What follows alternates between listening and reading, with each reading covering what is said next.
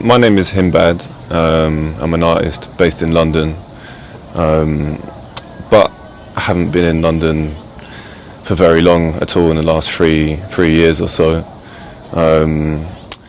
Been travelling around, trying to dominate the world, paint as much as I can. For me, I really like working large scale, as big as I possibly can. I did the biggest mural that's in Wynwood, Miami. I went there for Art Basel a couple of years now. And yeah, the bigger the better, really.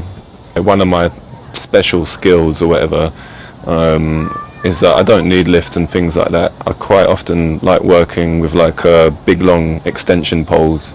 Maybe they can be a few of them tied together, up to maybe 10-15 meters long, something like that, and then I'll put a roller at the end of that and then lift it up, and then can paint really large walls without the need for lifts, and so that's fun. I did one wall in Chiang Mai in Thailand, which is the biggest painting in Chiang Mai, and that one was done with like big bits of bamboo tied together.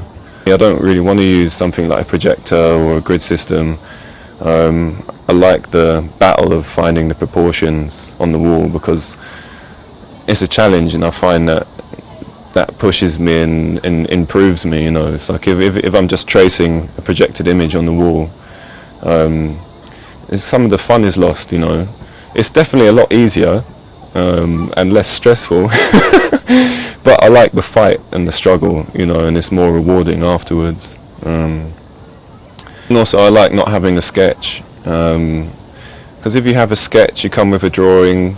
There's one thing, maybe if the painting doesn't look like your sketch, maybe you're going to be disappointed and kind of not be happy with it or something like that. But also I like to take stuff from the moment, you know. It's like, if I come to a wall, it's stressful and it makes it difficult for myself, but I like having no plan, and I like being able to take from the moment. And if you have a plan, you're stuck with that plan, but if you have no plan, you can take any inspiration from the moment and it can change. And for me, that's exciting, and when I paint, I want it to be exciting and I want it to be fun. Like I said, I try not to think too much about what things mean and why I paint them, because I might not necessarily have the correct, my interpretation might not necessarily be the right one, and I don't want to really tell people what it is, because I'm more interested in actually what people think. Because like I say, it's my process. It just comes, I don't try and think about it, I just try and open myself up and let things come out. A lot of the characters you see, there'll be a character in a mask, and then that character within a character, and so I'm interested in the mask that people wear, you know, for whatever reason. We all wear masks, we put on masks, whether it's a physical mask or not, and I'm interested in sometimes you can become your mask, you know, especially a lot of people in a big city or whatever, they'll pretend to be something, and sometimes they end up becoming that, or they put on a mask to protect their feelings or something like that, and you can get lost in that. For me, when I draw the cute cat, it's a mixture of things and it changes every time, but for me that character is more of an oracle figure, and the cuter the character that you see me draw, in my mind usually that is the more dark oracle kind of. And also I'm, you know, like cats are the gatekeepers of the underworld in like Egyptian mythology, so I kind of like that idea. Don't want to sound like too naff and say it becomes a kind of lifestyle, but it kind of has, you know.